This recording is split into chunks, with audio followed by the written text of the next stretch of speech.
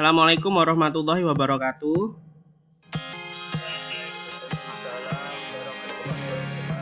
Untuk pembelajaran IPA kali ini kelas 8B, kita menggunakan Zoom untuk materi cahaya dan alat optik. Nanti dalam pembelajaran ini dibagi menjadi beberapa pertemuan. Ya, kalau kita bisa nanti kita ketemu lagi. Jadi yang pertama kali ini kita membahas tentang sifat cahaya dan proses pembentukan bayangan. Kemudian yang kedua adalah indera penglihatan manusia dan hewan. Yang ketiga ini yang agak sulit, yaitu alat optik dalam kehidupan sehari-hari. Tapi kalau sudah paham, insya Allah mudah lah. Oke, yang pertama kita akan belajar tentang sifat-sifat cahaya. Silahkan dibuka bukunya ya, halaman 167, buku IPA-nya. Kalau enggak ya ini di sini ada. Tapi nanti kalau mau nyari di bukunya ya, di bukunya ada.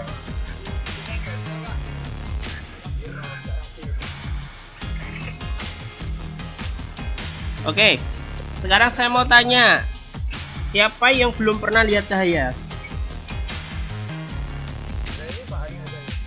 Ya, cahaya itu contohnya apa sih yang kalian ketahui? Cahaya apa?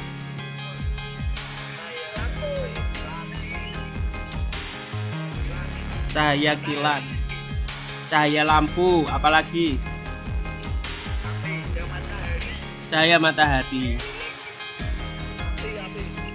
Yang benar itu cahaya matahari apa sinar matahari?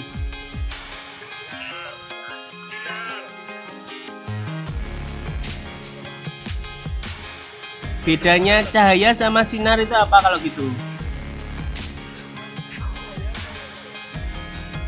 Kalau nanti tahu bedanya cahaya sama sinar, nanti tahu yang benar cahaya matahari apa sinar matahari.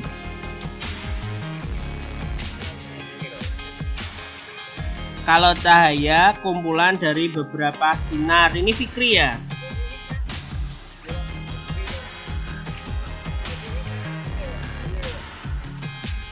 Kalau sinar itu apa?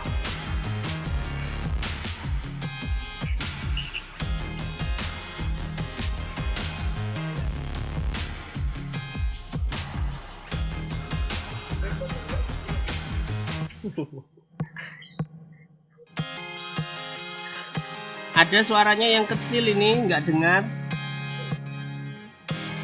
Jadi cahaya itu betul tadi kumpulan dari beberapa sinar. Kalau sinar itu hanya terdiri dari satu jenis frekuensi saja. Contohnya, kalau sinar itu sinar merah, sinar biru, sinar kuning, sinar ultraviolet, karena dia hanya punya satu frekuensinya di situ aja, dari frekuensi berapa sampai berapa. Tapi kalau cahaya itu kumpulan dari beberapa sinar. Jadi matahari itu bisa dipecah menjadi warna apa aja. Kalau kena prisma, tahu pernah lihat prisma enggak? Atau kena ini piringan VCD. Piringan VCD tahu?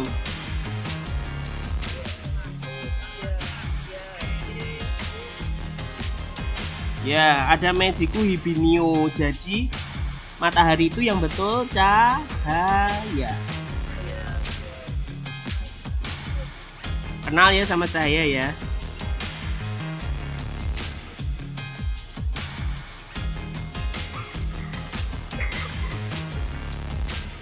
Oke.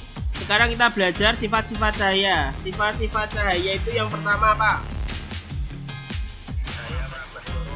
Oke, cahaya merambat lurus itu contohnya bagaimana sifat cahaya merambat lurus ini?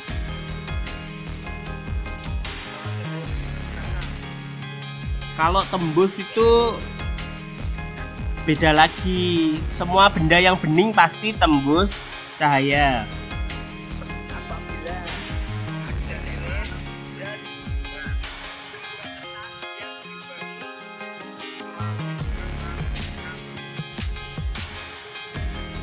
Iya, Danar.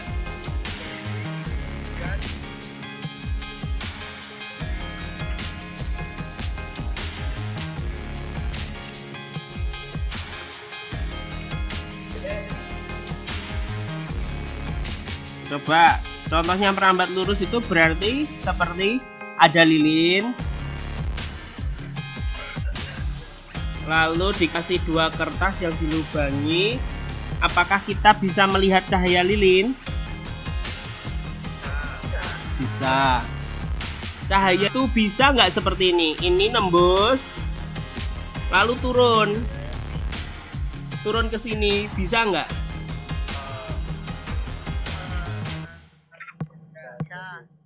Bisa.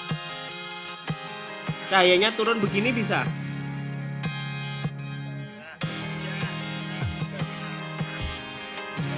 Kalau masih bingung, coba senter. Senter itu kalau malam-malam itu bisa nggak dia itu melengkung gitu, diarahkan ke depan tapi jatuhnya ke bawah gitu. Nggak bisa kan? Nah itu artinya cahaya merambat lurus. Paham? Oke, sifat kedua apa? Sifat kedua dapat dipantulkan. Ini nggak tahu contohnya, ini nggak mungkin, pasti semua tahu. Apa contohnya? Contohnya dipantulkan apa?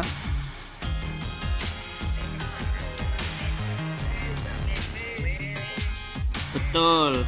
Nah ini ada yang menyinggung kaca. Kira-kira cermin sama kaca ini sama apa enggak? Bedanya apa?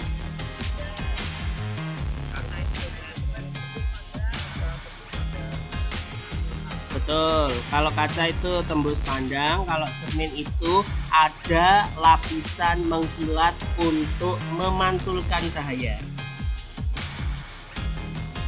Sekarang perhatikan ini.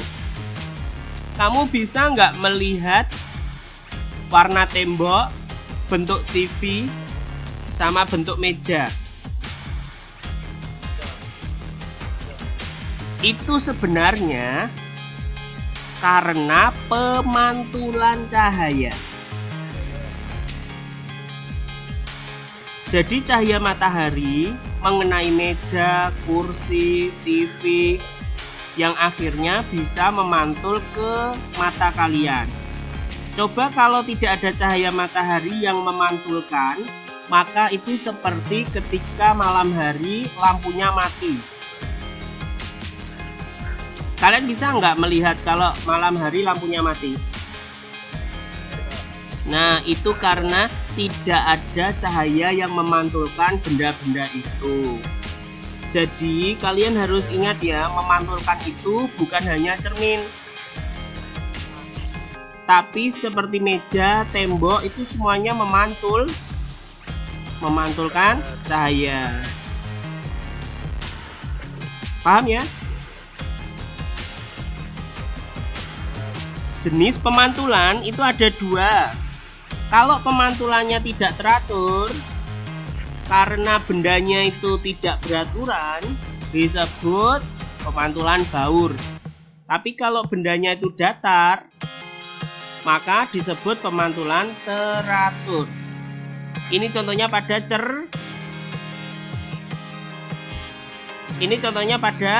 cermin. Kalau ini contohnya adalah pada semua benda yang ada di depan kamu dan ini kena cahaya matahari. Contohnya pohon kena cahaya matahari itu bisa mengenai mata kalian sehingga kalian bisa melihat warna daun, tinggi pohon, dan seterusnya. Coba kalau misalnya malam hari tidak ada lampu, kalian bisa nggak melihat pohon?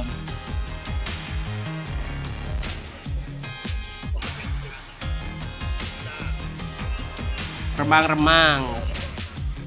Kalau remang-remang berarti masih ada bantuan cahaya, misalnya cahaya bulan.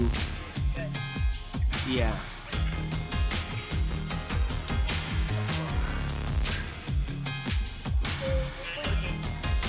orang yang menemukan hukum pemantulan disebut Snellius.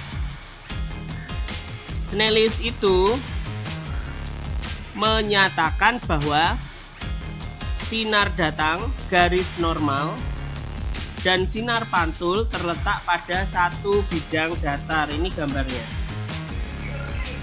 Ini sinar datang.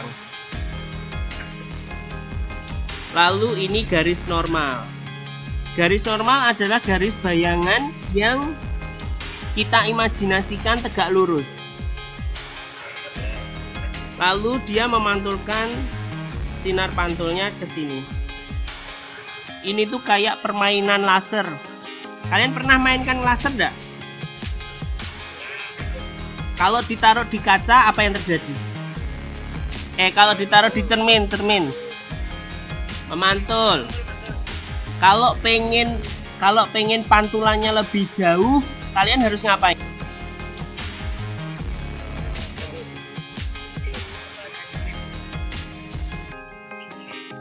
Ini ya, sinarnya semakin ke bawah kan?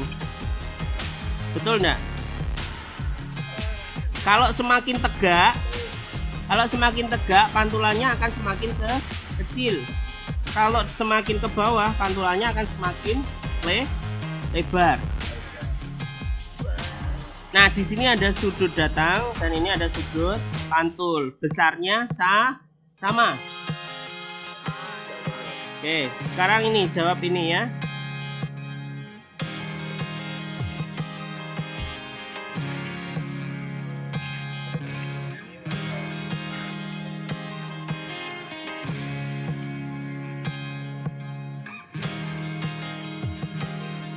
Mana sudut datang?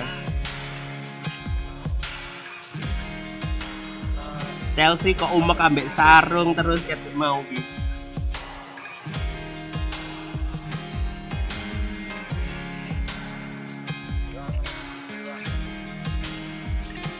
Ini yang betul. Mana sinar datangnya? Sudut datang, mana sudut datang? Betul, sudut datangnya adalah B yang ini ya. Sudut pantulnya adalah C. Besarnya B dan C itu sama.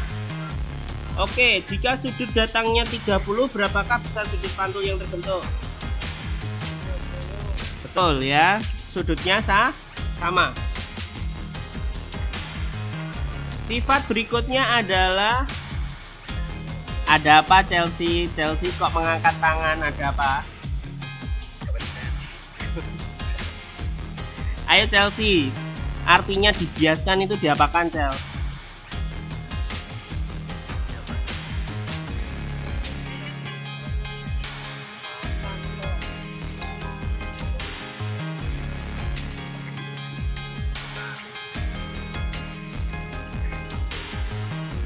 Dibiaskan diapakan Chelsea? Diapakan?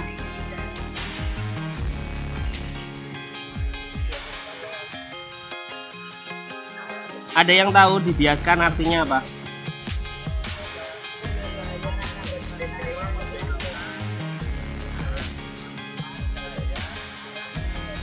Betul, pembelokan arah rambatan cahaya. Ya, itu yang paling lengkap, yaitu pembelokan cahaya karena perbedaan kerapatan suatu medium. Coba kalian perhatikan ini. Sendok dicelupkan ke dalam air, ternyata seperti apa ini? Patah ya. Oke, perhatikan yang di sampingnya. Sinar datangnya ini dari mana ini?